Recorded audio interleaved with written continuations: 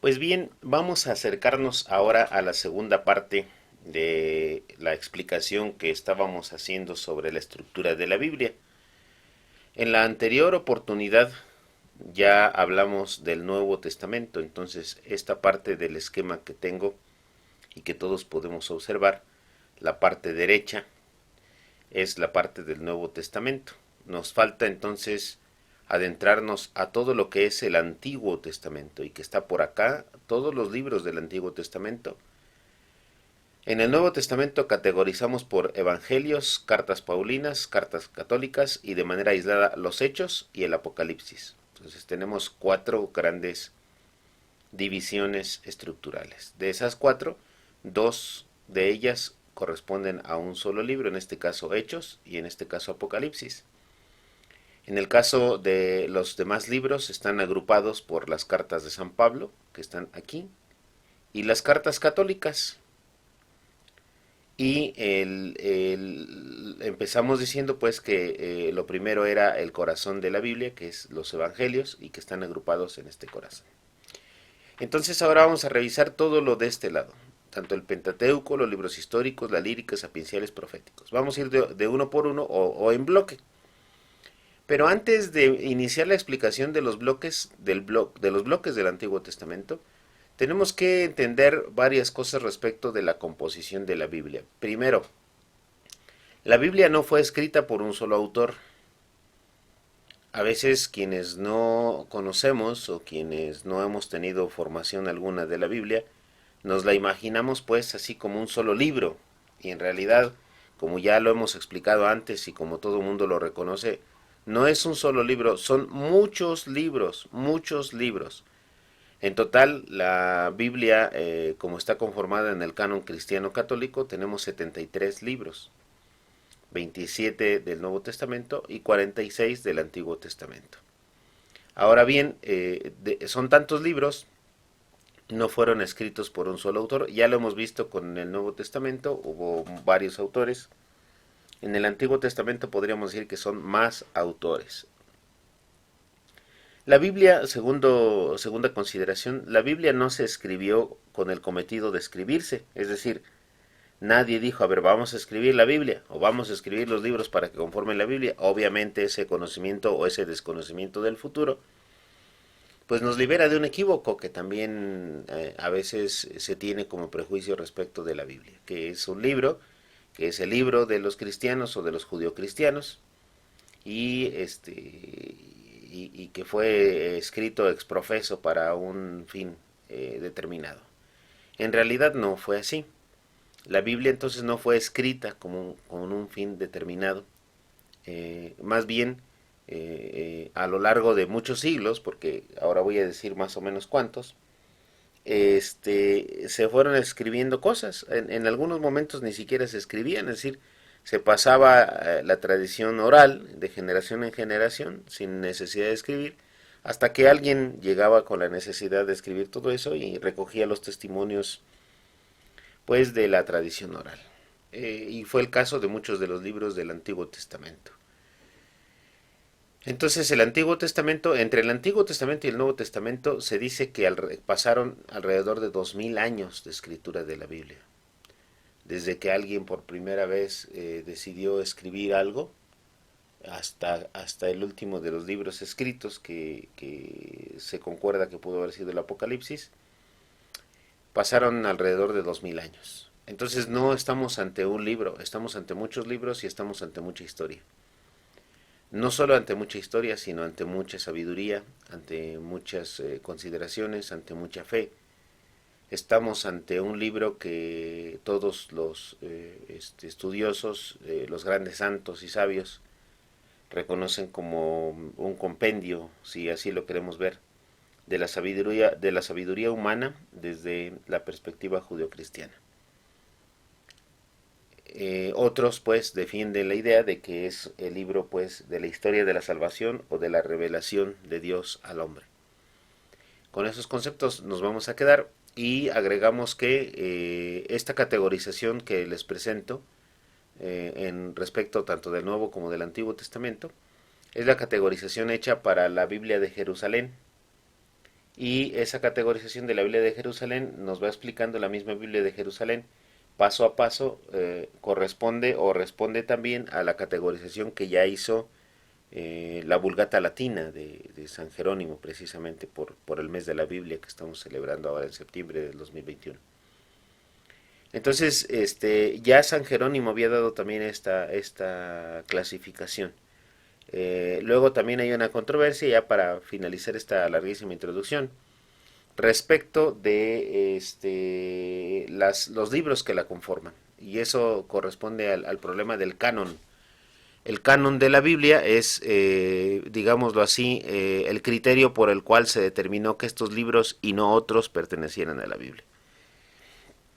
De tal manera que, bueno, ese canon tampoco fue una especie de corte establecida específicamente para decidir esto, sino que ese canon se ha ido conformando también a través de la historia. Por ejemplo, la primera ocasión que se conformó un consenso entre grandes sabios para establecer un origen de historias o de libros en el Antiguo Testamento fue la célebre versión de los 70, que después vamos a hablar de ella.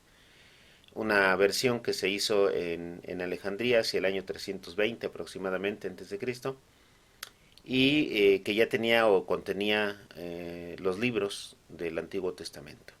Obviamente después del 300 todavía hubo historia que contar, y el nuevo canon, el canon bíblico ya en tiempos de la iglesia, del magisterio de la iglesia, pues incorporó algunos libros que también era importante reconocerlos, que fueron escritos en esa época del 300 antes de Cristo a antes de Cristo inmediatamente. O sea, ahí obviamente hubo un periodo de la historia en el que había mucho que decir todavía sobre la historia misma de la salvación. Bien, vamos a comenzar entonces con la explicación del Antiguo Testamento.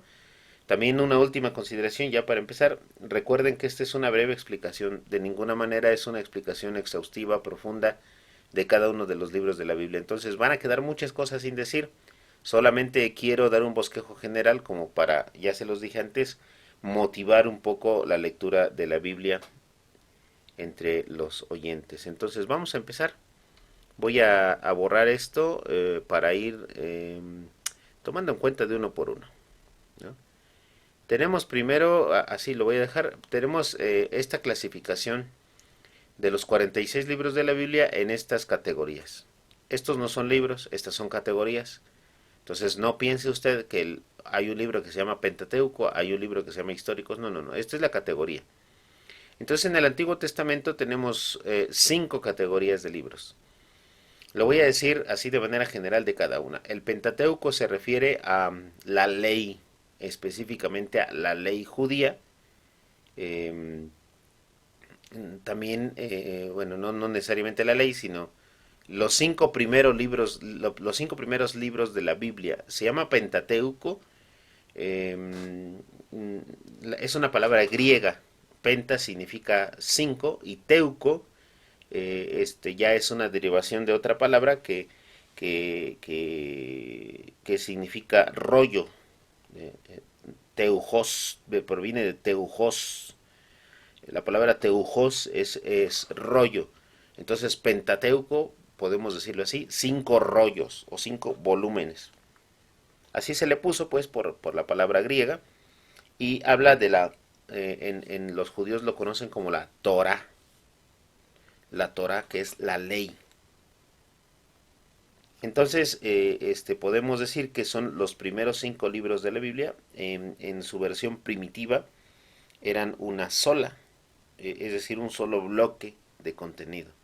No había división entre los libros. La división entre los libros se hizo ya desde la tradición hebrea. Ellos no le conocían con el nombre de Génesis, Éxodo, Levítico, Números y Deuteronomio. Ahí están los libros. Son los libros, los primeros 5 libros de la Biblia. Nosotros los conocemos así por diversas razones. Por ejemplo, el Génesis, en griego, Génesis se refiere a principio. El principio, la Génesis. El Éxodo también es una palabra griega que significa partida. Éxodo. Entonces, la palabra ex es sacar o entresacar, o desde, o el origen. El éxodo es como, tiene la misma raíz que extraer. Entonces es un desarraigamiento, vamos a decirlo así, una partida. El levítico es ya una palabra, ahí sí tiene que ver con los levitas de la tribu de Leví. Entonces el levítico son los tratados de los sacerdotes. Números es el censo ordenado en la antigüedad como para darse cuenta cuántos judíos eran cuando salieron del antiguo Egipto. Y el Deuteronomio también es una palabra griega que significa segunda ley. Deuteros, segundo, y nomos, la ley. Entonces Deuteronomio es la segunda ley. Bien, en el Génesis tenemos el relato de la creación. El Génesis está dividido, vamos a decirlo así, en dos partes, dos grandes partes. La primera parte es desde el relato de la creación hasta el diluvio y pasando pues por varios capítulos de contenido en el que nos hablan no sé, la historia de prediluviana, por decirlo así, antes de Abraham, ¿no? Desde la creación y todo esto que nos habla de la caída, la creación y la caída. Eso es muy importante porque vamos a ver cómo fue todo antes este, de los patriarcas. Podríamos decir que ahí hubo unos patriarcas antediluvianos, en el capítulo 5 nos lo dice, ahí está antes del capítulo 5 por la historia de Caín y de Abel, de Adán y Eva, etcétera, etcétera. Apenas abarca unos 6 capítulos, unos 7 capítulos hasta el diluvio, y luego todo la descripción de cómo se salvan las especies y los humanos del diluvio, ¿no?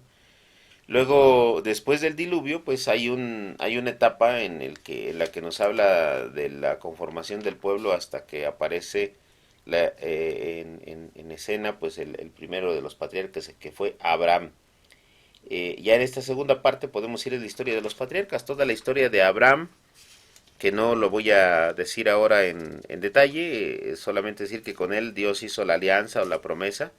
La promesa consistía en que si Abraham le era fiel a Dios, Dios le iba a dar una gran descendencia, ¿no? Entonces, hay que ver, importante, los capítulos a partir digámoslo así, del capítulo 12 aproximadamente, toda la historia de Abraham, todo lo que le aconteció, cómo fue hecha la promesa, qué era lo que él quería hacer y todas las alianzas que hizo Dios con él hasta que digamos el momento culmen de su historia cuando va a sacrificar a su propio hijo Isaac.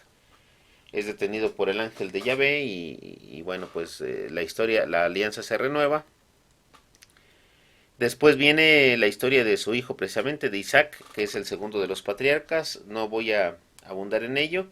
Estos patriarcas, Abraham, Isaac, Jacob, tienen cada uno sus historias en la Biblia y es bien importante que lo podamos revisar por nuestra cuenta.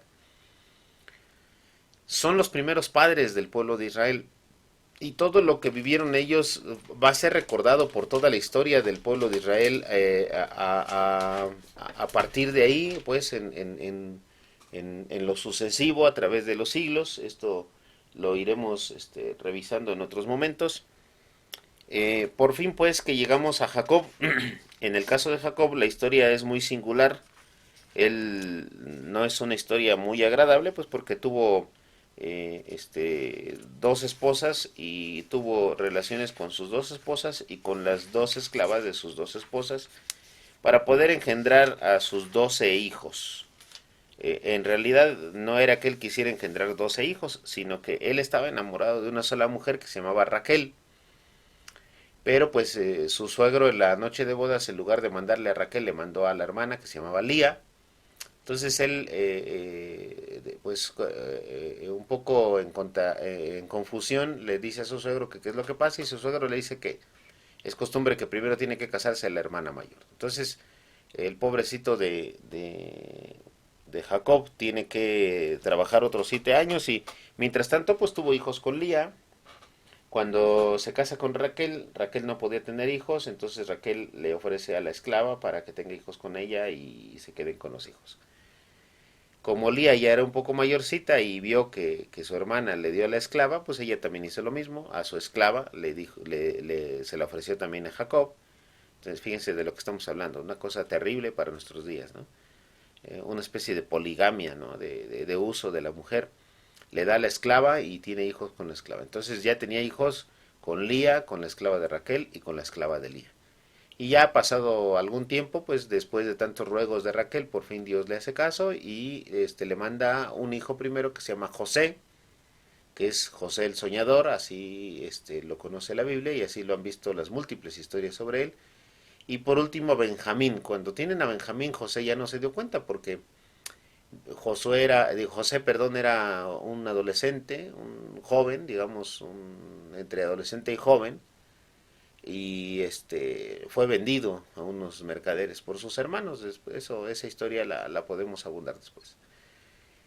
Fue vendido, estos lo llevaron a Egipto y Jacob lo dio por muerto, su papá y su mamá también. Entonces pudieron procrear otro hijo, ya más bien muy mayor, el caso de Jacob, y Raquel también ya un poco mayor, pero pudieron tener al último hijo que se llamaba Benjamín. De eso pues José ya no se enteró después, cuando sucedió pues que interpretó los sueños del faraón y pues lo premiaron, lo hicieron jefe y llegaron sus hermanos a pedir prácticamente limosna a Egipto. Ahí los reconoció, se les reveló y una historia muy bonita que después vamos a ver. Ahí se acaba el Génesis, cuando ellos, el libro del Génesis, cuando ellos se establecen en Egipto y se hacen ciudadanos, vamos a decirlo así, de Egipto, ciudadanos distinguidos gracias a José, y allí crece la descendencia de los judíos en Egipto, de las 12 tribus, los 12 hermanos con sus respectivas esposas, hijos y demás, y se vuelven un pueblo grande en Egipto, y empieza el libro del Éxodo. En el libro del Éxodo, hacia finales del Génesis ya se puede ver algo, pero en el Éxodo pues se ve cómo son esclavizados y cómo esto es la historia que hemos visto en las películas, ¿no? La historia de Moisés, cómo Moisés libera al pueblo de Israel de Egipto. Entonces, no sin antes pasar por un montón de cosas, las plagas de Egipto, el conflicto con el faraón, todo ello, y por fin los libera. Se van al desierto y el Éxodo narra todo el camino del desierto, los encuentros y desencuentros del pueblo con Dios, porque pues caen en idolatría y Dios da las tablas de la ley y todo esto, ¿no? Este es el Éxodo. Así te lo dejo nada más como provocación hasta la muerte de Moisés, pues más o menos.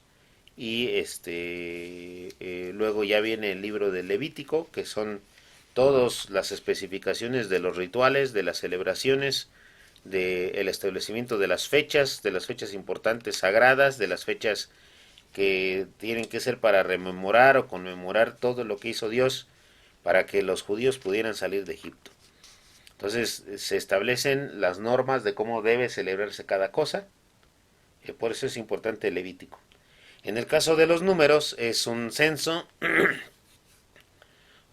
que se manda a hacer ya por haber salido pues de Egipto y se cuenta pues cuál es el número de personas por cada tribu, quiénes los conforman, quiénes son esas personas, de qué tribu son, incluso cuáles serán sus nuevas responsabilidades y vienen más el recuento también de más leyes, de las costumbres, de cómo se debe hacer cada cosa.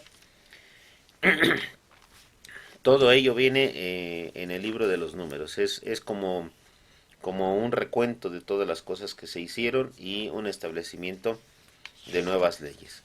Y el Deuteronomio es un recuento ahora, pero de la ley, de los preceptos que había.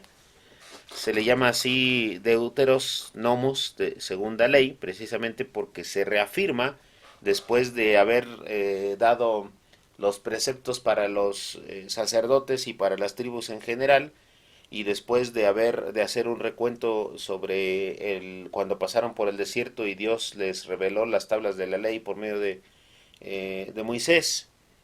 Entonces ahora el Deuteronomio lo que se hace es así como una especie de código ampliado de todo lo que implica la ley, ¿no? Entonces eh, todo pueblo que se fundamenta en una ley pues tiene que hacer el desglose de todas sus leyes. Eso es el Pentateuco. A mí en lo personal este es un libro, debo decirles que fue el primer libro de la Biblia que leí completo. Y fue por encomienda precisamente cuando tenía yo 13 años, 12 años cumplidos, casi para cumplir 13. Me gustó mucho haberlo leído porque fue por encomienda, repito, no nadie me preguntó, simplemente se me asignó para leer y lo leí todo. Fue la primera vez que leí todo un libro de la Biblia. Entonces el Deuteronomio se disfruta mucho porque no solamente se hace un recuento de cómo Dios hizo grandes maravillas con el pueblo, sino también cómo se conectan esas grandes maravillas con las responsabilidades de un pueblo. El amor a la ley, eso se explora en el Deuteronomio. Hasta aquí entonces esta primera parte de la estructura, la primera de 5 del Antiguo Testamento. Ahora vamos a ver la segunda parte, que son los libros históricos. Estos libros históricos están divididos en dos bloques. Aquí está. No puse aquí la división de los dos bloques, pero se les voy a decir. Estos libros históricos se dividen en el primer bloque desde Josué, Jueces, Ruth, Samuel, Samuel 2, Reyes 1 y Reyes 2. Hasta aquí podemos decir que es un bloque de libros históricos. Y el segundo bloque desde Crónicas hasta la segunda de Macabeos. Yo diría incluso que los dos libros de los Macabeos pueden formar parte de otro bloque, pero ahorita les explico por qué. La Biblia de Jerusalén nos habla de dos bloques. Un bloque antes de la deportación de los judíos a Babilonia y un bloque 2 después de la deportación de los judíos de Babilonia. ¿Qué fue esa deportación? Se los digo ahora y después voy a aludir a ella cuando hablemos también de los libros proféticos. Es muy importante en la historia del pueblo esta deportación, para que me entiendan. Vamos a diferenciarla de la esclavitud y de la permanencia que tuvieron ellos en Egipto. Y luego más adelante también vamos a hablar un poco de la esclavitud exactamente en qué consistió en Egipto. Pero primero vamos a decir esto. No estamos hablando de unos cuantos años, estamos hablando de siglos de diferencia. Entonces, desde los siglos en los que se vivió la esclavitud en Egipto y la partida hasta la deportación de los judíos a Babilonia, pues pasó mucho, mucho, mucho tiempo. No sé, más de 500 años tal vez puede ser, ¿no? O 500 años, no tengo el dato preciso en este momento, pero pasaron muchos años. Los judíos estaban en la tierra de Canaán, así se le llamaba, donde ahora pues es Palestina y Israel, ¿no? La zona del Medio Oriente, pues era una zona a lo mejor bastante grande, con algunas variaciones. Geográficamente hablando, pues ha sufrido sus cambios, desde luego. Pero bueno, lo importante acá es ahondar y reconocer en esto. Los judíos vivieron una época de esplendor, como nos lo señalan los libros de Samuel y de los Reyes, vamos a establecerlo ya. Estaban muy tranquilos, pero pues se dividió el reino, eso lo vemos desde Reyes 1, ya en Reyes 2 vemos la consecuencia. Se dividió el reino y los que se quedaron en el norte, que fueron la mayoría de las tribus, empezaron a sufrir el asedio de distintos pueblos, hasta que por fin cayeron con ellos. Los pueblos que los invadieron casi los exterminan, les quedaron muy pocos y lo peor de todo fue que ellos que eran muy celosos de su religión y de sus costumbres empezaron a perder eso y tal vez eso contribuyó a que su derrota fuera muy, muy estrepitosa. Entonces, de las tribus del norte, debo decir que perdieron el arraigo de la religión y de la ley, y pues cayeron en manos extranjeras, en manos invasoras, y empezaron a mezclarse tanto entre las tribus como con los invasores. De tal manera que se formó una especie de pueblo nuevo que se reconocían como judíos, pero que ya tenían raíces también de otras razas. Eso no es tan grave. Lo grave fue que además olvidaron su propia religión y su propia ley. Entonces se volvió un pueblo, digámoslo así, híbrido entre judío y no judío. Pero eso no es lo que les quería decir de la deportación. El pueblo del sur se mantuvo intacto porque mantuvo la unidad en la religión y en la ley.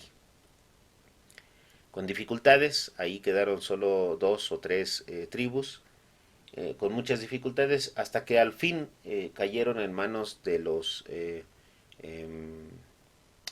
babilonios, vamos a decirlo así. Un pueblo que estaba habitado en ese tiempo por un tipo de gente pues un poquito rara, comandados por un rey que se llamaba Nabucodonosor, así, Nabucodonosor, y se los llevó a todos, los exilió. Entonces él llegó, conquistó a las tribus del sur, en Jerusalén, y pues se le ocurrió la maravillosa idea de llevárselos a Babilonia. A todos, órale, todos, vámonos.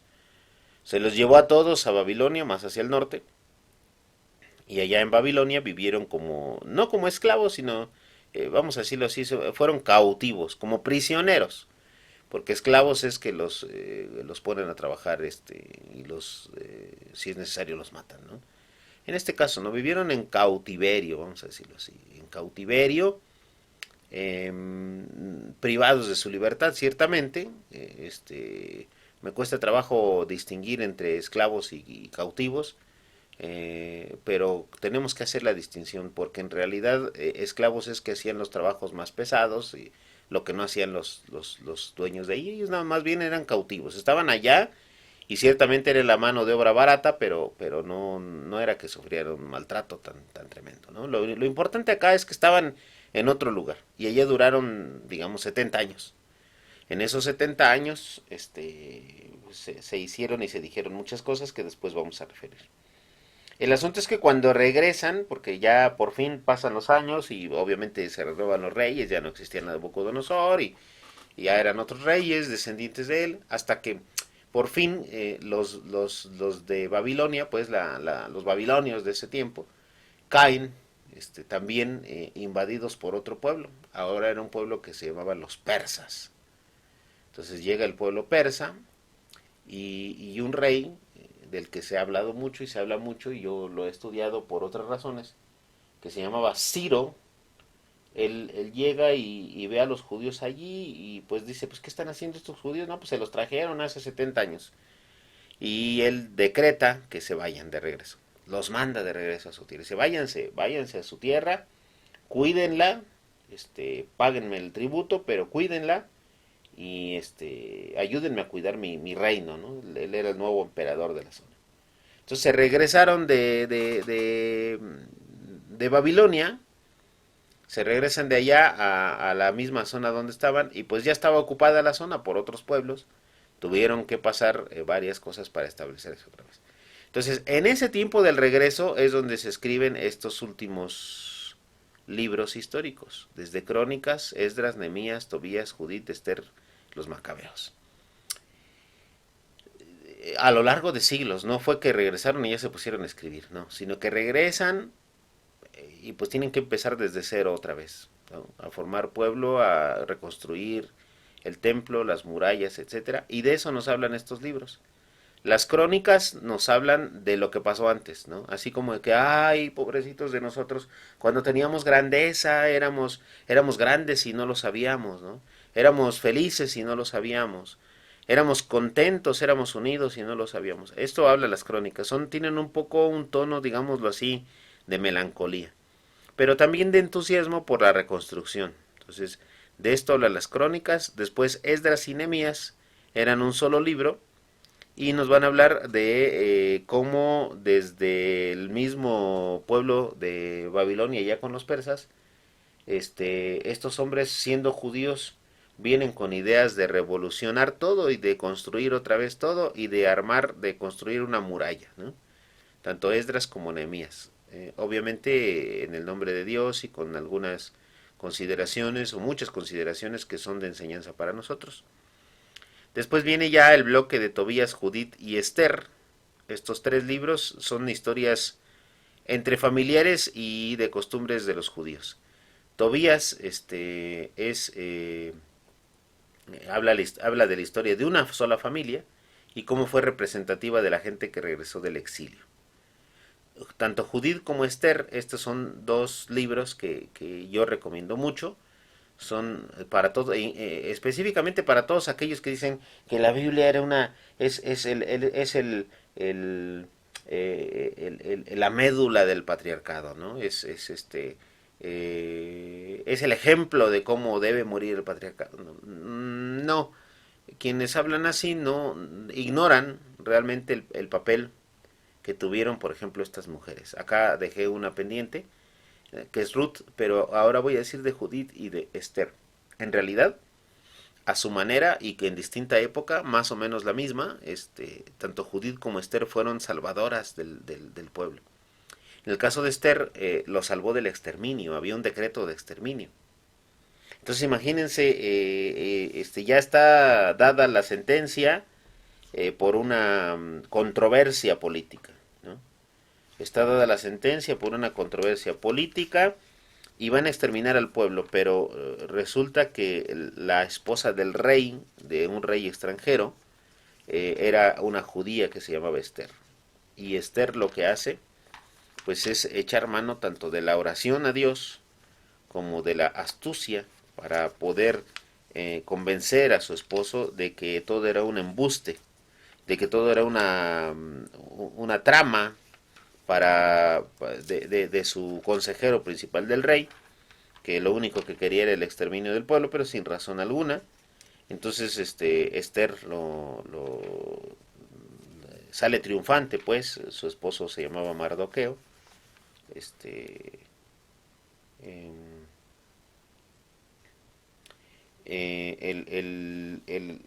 el que había metido perdón, su esposo se llamaba Asuero, perdón, y el que había metido la controversia se llamaba Amán, y ella pudo convencer a su esposo, Asuero, de que no hiciera el exterminio y lo salvó. En el caso de Judith, ella también era una joven en ese tiempo que logró cierta buena reputación pues por su forma de ser. En tiempos de un líder de ejército que se llamaba Holofernes, quería por la memoria de Nabucodonosor sitiar al pueblo de Israel que ya habían regresado del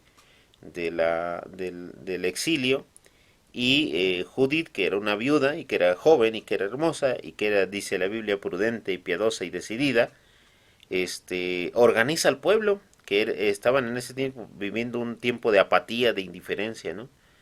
Entonces el ejército asirio de Holofernes ya venía.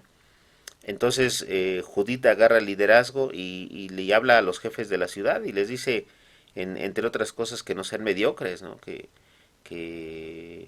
eh, que se levanten, que luchen, que peleen. Entonces ella, pues ahora sí se aprovecha de su condición, y lo digo con la mejor de las intenciones, astutamente, pues seduce a Holofernes y pues lo seduce, digámoslo así, tramposamente para poder asesinarlo. Le corta la cabeza, ¿no? Él estaba embelesado con ella, con su belleza, ¿no? ¿Quién es esta judía hermosa? De haber pensado, ¿no? Que me quiere conquistar, pues me dejo. Ajá, pues sí se dejó, pero ella le cortó la cabeza. Entonces, el ejemplo digámoslo así, el hecho hace que Judith tome el liderazgo en su pueblo. No se convierte ella en reina, ni mucho menos, solamente demuestra que era posible sustraerse al asedio y al exterminio. Entonces, aquí tenemos estas dos mujeres, ¿no? Que son muy, muy, muy importantes para la historia del pueblo.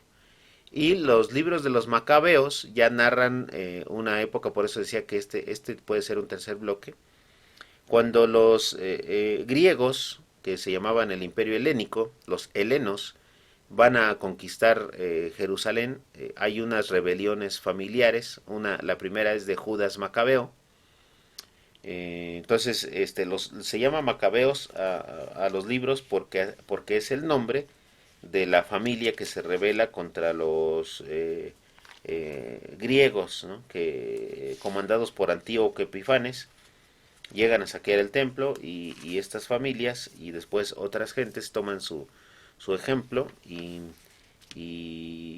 se defienden. Estamos hablando ya del siglo segundo antes de Cristo.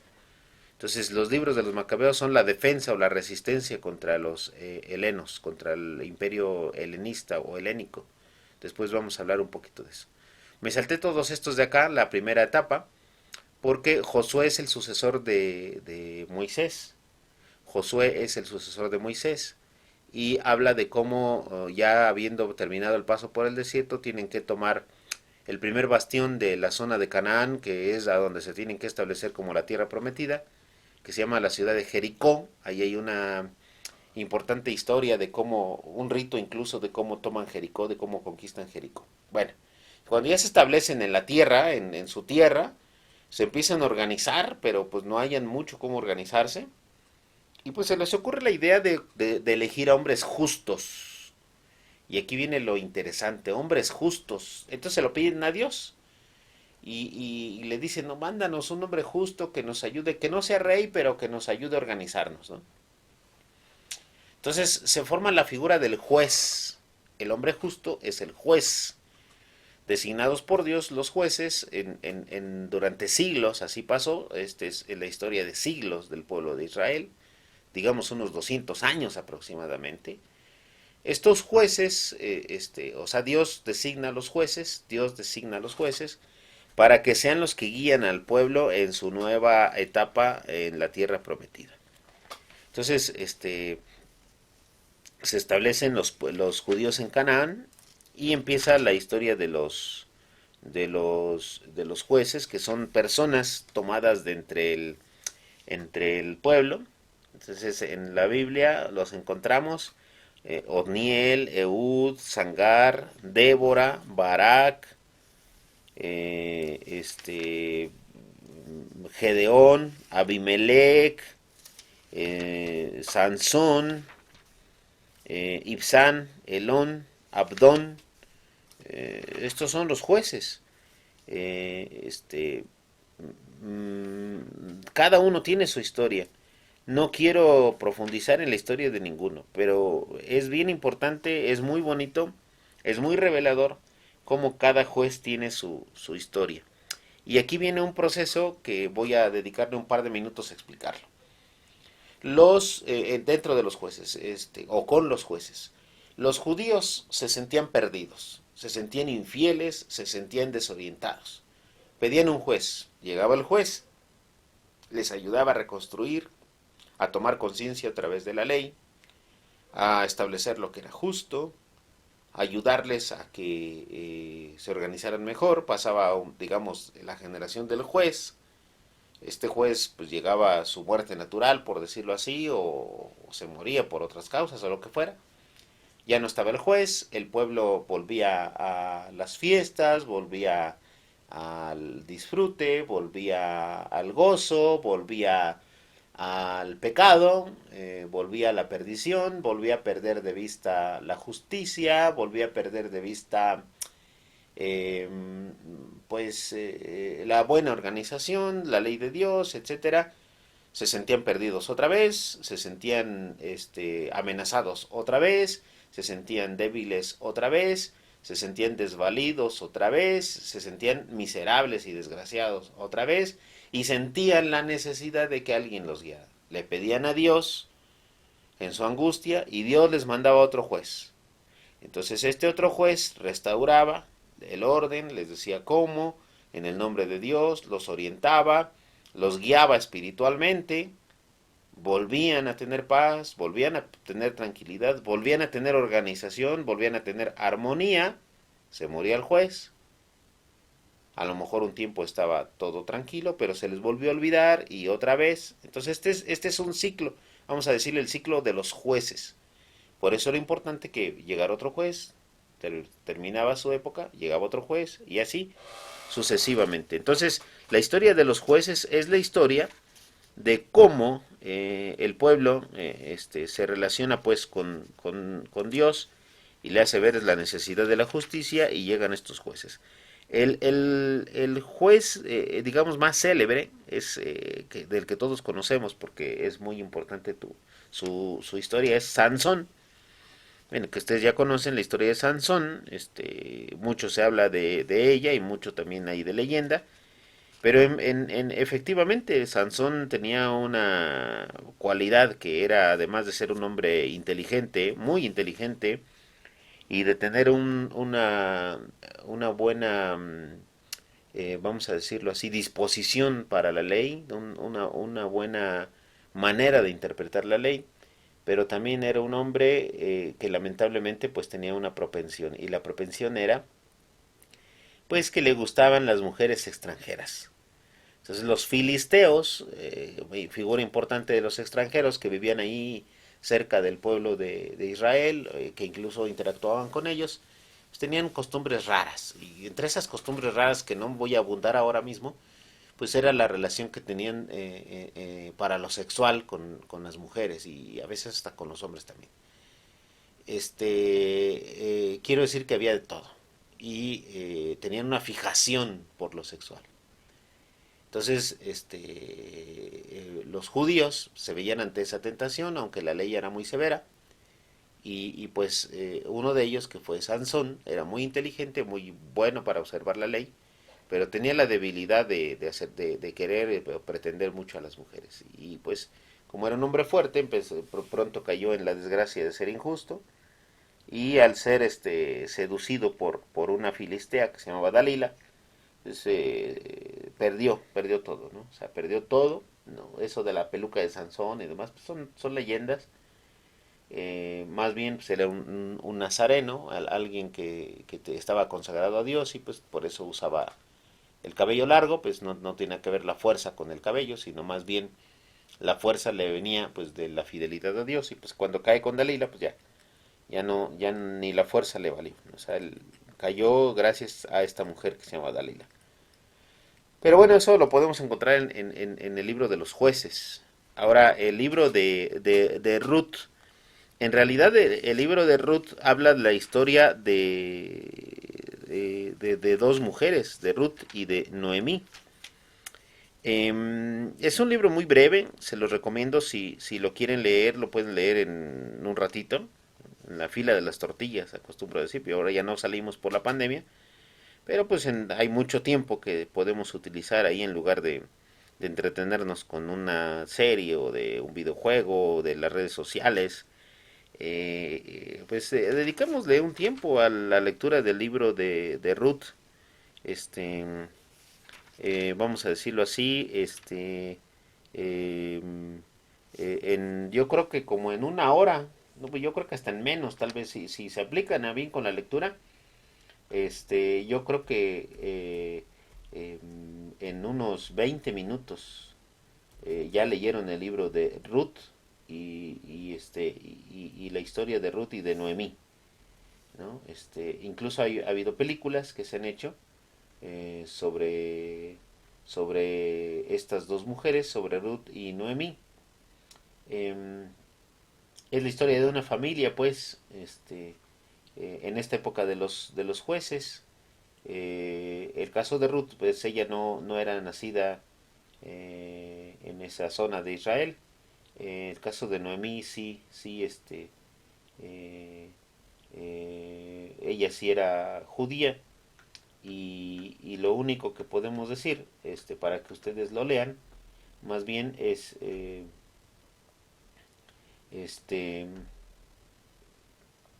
es una historia pues de cómo se relaciona un judío este, con estas dos mujeres.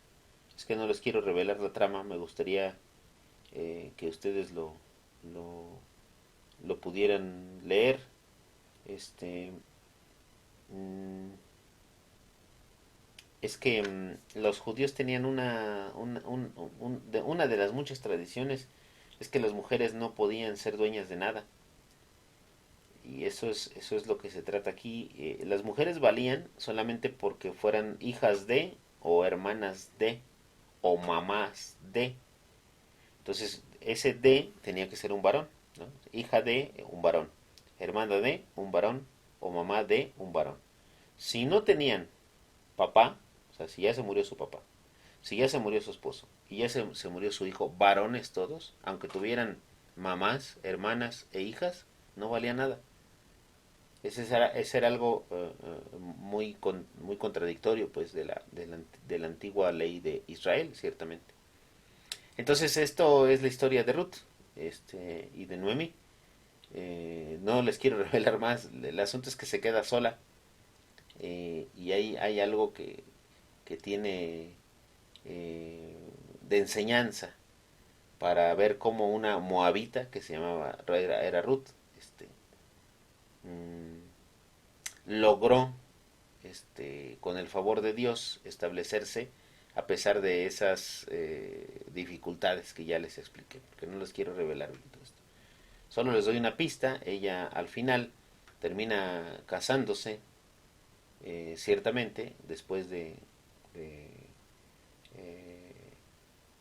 de varias dificultades, y ella es, digamos, eh, bisabuela del rey David. Pero eso ustedes lo tienen que ver, ¿no? Entonces, ya luego viene el libro de Samuel. Samuel fue un profeta. A Samuel le encomiendan que pida un rey para el pueblo. Ya no querían jueces, querían un rey después de años y siglos tal vez.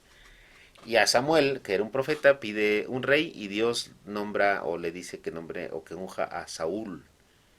Entonces, en el libro primero de Samuel, además de lo bonito que es su vocación, después ya se, eh, se dedica pues a revisar, es como el mentor de Saúl. Por eso a veces los nombres de Samuel y Saúl hasta suelen estar juntos. Yo conozco familias que tienen a dos hijos, y uno se llama Samuel y otro se llama Saúl, porque él es como el mentor de Saúl. Pero bueno, finalmente Saúl no estuvo a la altura, lo tienen que deponer y Dios nombra a otro rey que es David. Eso ya lo he compartido también en algunas de mis clases sobre la unción de David, cómo asciende David, y luego ya viene la historia de David. Entonces, entre Samuel 1 y Samuel 2 viene toda esta historia de los reyes, del inicio de los reyes, de Saúl, su controversia que tuvo con tanto con Samuel como con David, y el ascenso de David. Entonces ya cuando David en el segundo libro de Samuel se convierte en rey, viene como logra, digamos, una etapa de esplendor. Pero la mayor etapa de esplendor del pueblo de Israel viene con los reyes aquí, con estos libros. Reyes 1 y luego la caída en Reyes 2. Reyes 1 ¿a qué se refiere? Pues al esplendor de David, a los problemas que tuvo David también con sus familias, con sus hijos, y luego cómo surge la figura de Salomón, que fue hijo del rey David, ¿no? Entonces, el rey David tiene a Salomón. Yo no voy a revelar mucho de la historia del rey David para dejarlo en otra ocasión. El asunto es que finalmente ya después de tantas dificultades con su familia, con sus hijos, incluso con Absalón, que fue su hijo, ya aparece Salomón en Reyes 1 y en Reyes 2. Bueno, Salomón pues fue el constructor del templo, el máximo esplendor del pueblo de Israel fue con Salomón, pidió la sabiduría, dicen que él fue el autor del libro de la sabiduría que vamos a ver después. Y el asunto es que en Reyes 2 viene como los hijos de Salomón se pelean. Los hijos de Salomón se dividen el reino. El hijo, digámoslo así, el que había dejado como sucesor Salomón se llamaba Roboam, y su hermano, que era muy envidioso, se llama Jeroboam, y fue el que dividió el reino, aprovechando que su hermano Roboam no era muy ducho, muy inteligente. Astutamente Jeroboam pues quiere tomar el reino y finalmente se dividen, se va al norte y es la historia de cómo se dividen los reinos. Entonces, esto que les estoy hablando fue antes de lo que les dije hace un rato. O sea, primero fueron los jueces y luego los reyes, aquí como intermedio el libro de Ruth.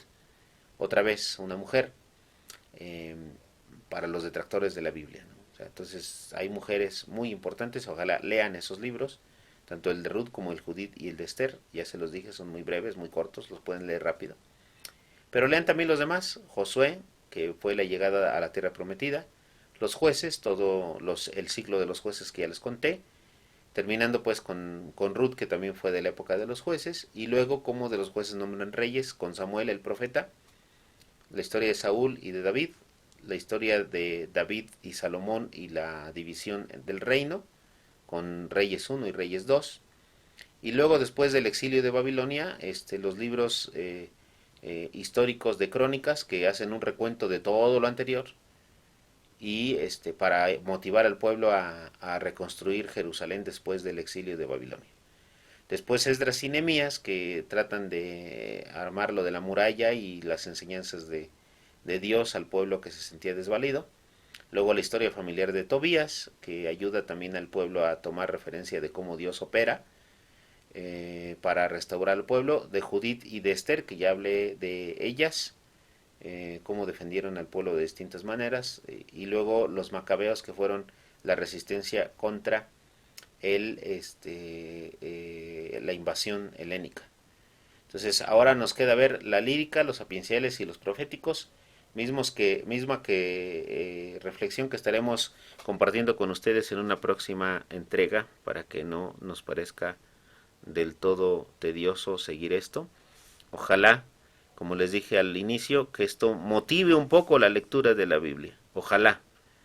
Es el mayor propósito, no pongo dibujitos ni imágenes, eso cada uno lo tendrá que ir buscando por su cuenta, pero traté de explicar un poquito cuál era el cometido y el contexto de cada uno de estos libros. Nos faltan 3 bloques y los dejamos para la próxima. Muchas gracias.